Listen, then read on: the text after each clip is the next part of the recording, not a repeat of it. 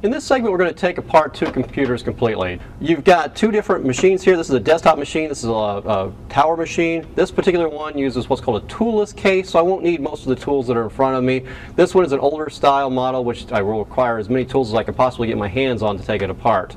Whether I'm using toolless or a tool required case, there's a couple things I should always do. I should always take proper security precautions, make sure that everything is disconnected, that I don't have any electrical supplies nearby, water, liquids, those sorts of things. It's also recommended that I take anti-static precautions, using a wrist strap, using an anti-static mat, anti-static bags for the components.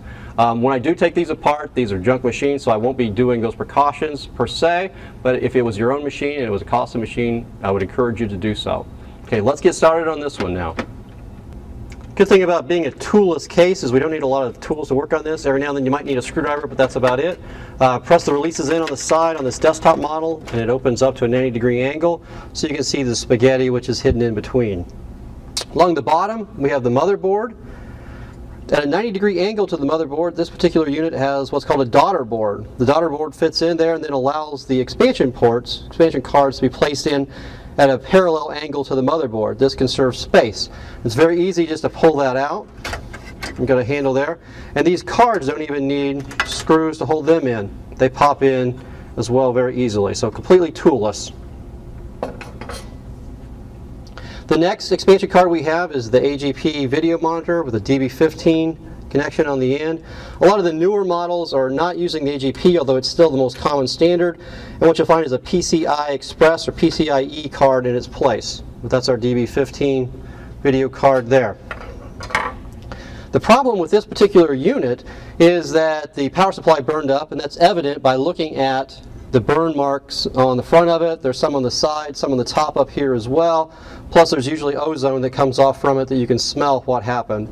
This entire unit comes out, and we'll disconnect that in a moment. But what we want to look at is that the power cords are coming out of this and going to the different peripherals as well as going to the motherboard. There's a large connector here on the motherboard. This is the primary power, but on the newer models that's not enough power for the motherboard, and so you have a secondary connector as well. So a primary over here, the large one, and a secondary. These things come across or come off very easily. You cannot put them on wrong because they're usually shaped in such a way they'll only go one direction. Let's disconnect those and get them out of our way. They pull apart. Typically it's just a matter of feeding them through, getting them out of our way. We'll disconnect the power from all the different peripherals as well in a moment. Before we do, notice this is our memory. Undo the latches on it. It'll pop out and we have our memory removed. This big beast is actually the heart of the system, and this is the processor. There's a couple of clips that we will remove. Pull that out, and a power supply as well for the fan. We have a fan, a dedicated fan, heat sink, and then beneath it is the CPU chip itself right there, Pentium 4 in this case. Let's disconnect the other extensions, the other cords, get them out of our way, move everything off of the motherboard as possible. You'll see that we have, in this particular case, a cord going up to either UPS, a ribbon cable. There's other USB ports up there. Pull that out, disconnect our other ribbon cables while we're at it. These things are very, very durable, even though they don't look like it. They look very flimsy. But as long as you take care of them and inch them out slowly, they'll come out quite easily. At this point, let's go ahead and pull out the power supply. This one slides forward. You need to give it a firm tug. Push it forward. The entire unit will then pop out. There we go. Not that hard after all. Slowly unweave it from everything else, disconnecting the power cords as we go along so that we have it from all the different peripherals. These usually fit fairly firmly. If you get both hands in there and give it a tug, they'll come out. You'll find that on the power supply, we've got our two connectors going to the motherboard. This is the large one, the small one. And then we also have these 4-prong large connectors for connecting to the devices themselves, other than the floppy. If there's a floppy, it'll be a very small connection like this, and you can see the difference between those. If there's a serial ATA power supply, it's a Centronics type looking connection, and it'll be a different size. Those are the only sizes that you'll have on the power supply. Let's remove that out of our way. Kind of hold the cables out of the way, and we ought to be able to lift this entire motherboard out of the unit. Slide it forward, release, and pull. Look at these clips out of here. And this is our motherboard. We've got our peripheral connections along the back. We've got a battery here. The batteries tend to last for quite a while. They're what keep the date and time as well as the settings for the computer itself internally. If you're ever losing date and time on a machine after it's been shut down for a while, replace the battery. You're in business once again. Not a very difficult task to do at all. What's left, we have an empty case along the bottom, is we've got some peripherals up here. Our hard drive is located beneath this one. In addition to the power connector, we also have the ribbon cable and our jumper settings, which we saw in another segment when we were talking about storage devices. Pull that out of the way. Some of our cables out of here. At the top, this particular model has a CD-ROM, and beneath it a floppy drive.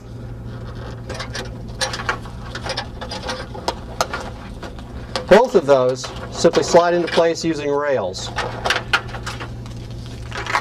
The rails allow you to squeeze the side and pull them up. This is a 3.5-inch sized rail and holding dock. Well, this is a 5.25 inch. That's a different size. We'll simply squeeze them, pull them out, and you can see the difference in size once we get them out. It's very easy to replace these with any other components. Suppose you want a DVD player up here instead of a CD player. Easy to do. Just make sure you use the rails for the appropriate size. Just see there's slightly different size to the rails as well as to the components themselves, and you're in business. That leaves us with an empty case so we can clean, put it all back together, and we're in business once more. And if you thought the last one was ugly, wait till you take a look at the insides of this one. This is an older style machine. It's going to require some tools. Let's take a look at it now. Unfortunately, this is not a toolless case, so we will need some tools, the most common of which is a screwdriver. Now we're doing the thumb screw, removing the cover. The first thing we want to do is get it out of our way so it's gone. Second thing is this particular model has a support here, says it's not a handle. It's not really needed at this point, so we're going to get it out of our way as well. We have 3 expansion cards in here. The first is a modem, second is a network card, and then we have our video card as well. Those aren't needed, so we'll remove those. They're held in place on this particular model by screws. Some of the screws are missing. Always a no-no. You want to get those in to hold the cards in place so you don't have chip creep. We're going to pull the modem out, disconnect the wiring, and get it out of our way as well. We'll remove our network card, which actually was secured properly.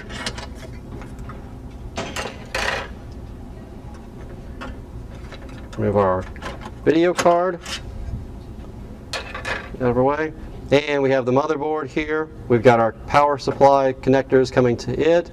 We also have our processor. We have our power supply up there. The power supply is held in by 4 screws on the back. I've gone ahead and removed those to make it a little bit easier to pull it out. And this is an ATX size power supply. This is the most commonly used size for power supply. That's important because you can actually then find replacements for it fairly cheaply. Very similar to what we saw with the other. You've got the large connector for the power supply going to the motherboard there, the 4-wire, large 4-wire connectors for the drives, and then the smaller ones as well for the floppies. So that's same basic design. Move it out of our way. And we now have a nice clean area to work with. A few ribbon cables to pull out of the way.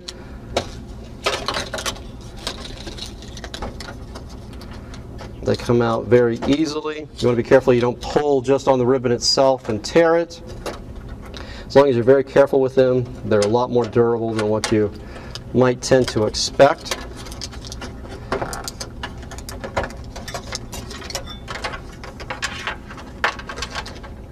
We have the memory.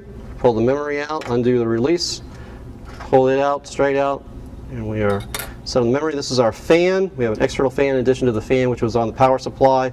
That can be removed and taken out. Usually those things don't go bad. They'll last for quite a while. Our processor in this case is actually connected to the motherboard, held in place by these clips that can be tricky sometimes to release. You can also release it down from the bottom. There are some screws that hold it down to the bottom as well, but what you want to do is squeeze in on the sides. You'll see we got one loose there. Squeeze in on the other side, then it will pulse straight out. This has the heat sink built into it. The Pentium 2 used a large heat sink. It did not include a fan on it like the Pentium 4 did. The fan was mounted to the side of it, so it had an external fan there. That is our processor at that point. What we're left with is the motherboard. We can see we have the battery here. Again, the batteries will go bad over time. You'll want to replace that.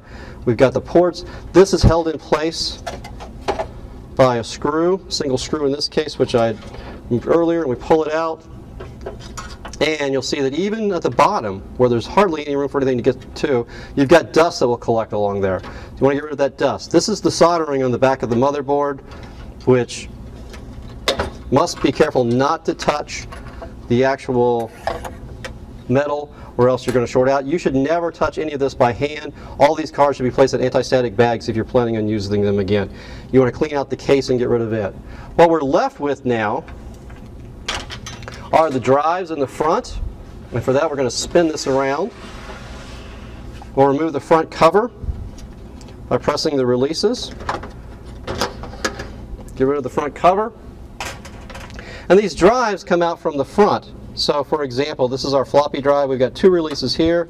We squeeze it in and it will simply slide forward, and you can replace it as needed. These are very easy to put on and take off. You've got a couple screws holding it on. The next unit is a 3.5-inch drive, 3.5-inch size for the slot, so you can change that very easily. We've got up here the CD drive. It has a couple screws holding it in, so it's not quite as easy. We can add another unit though by just simply popping off these inserts. Very easy to use. A couple releases there, squeeze them in, pull it out, and you're ready to slap something else in there. And what we're left with then is just the empty case.